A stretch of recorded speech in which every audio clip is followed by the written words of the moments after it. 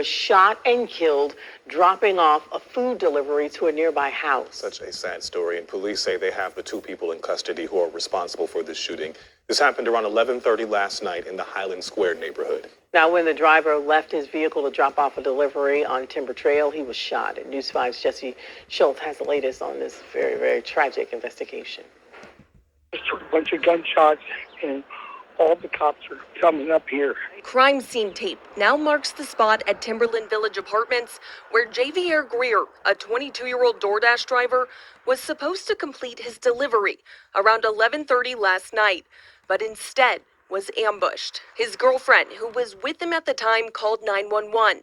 It is so emotional, we're choosing not to use it. But she tells dispatchers that people just pulled up in a car and shot him multiple times. One of the shots even went into a nearby apartment complex. Akron 911. Someone just shot into our apartment.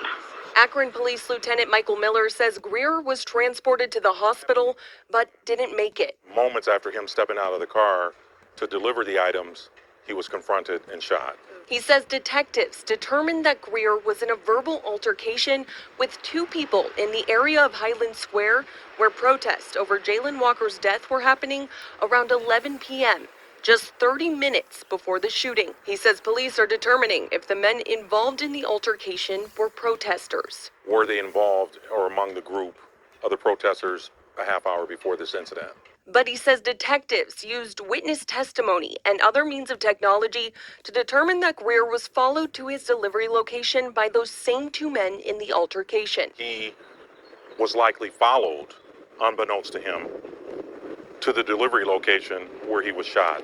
And at 4:45 this morning, police arrested 21-year-old Matthew Couch and 19-year-old Derek Ransom Formby for Greer's shooting. Miller says his condolences go out to Greer's family and adds while frustration and hurt is overflowing in Akron over the police shooting of Jayland Walker, and he understands that, there also needs to be concern over senseless gun violence among citizens. But it doesn't stop our response and responsibility for public safety in areas across the city.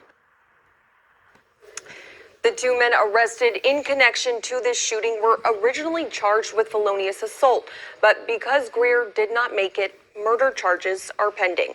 Reporting in the newsroom, Jesse Schultz, News 5.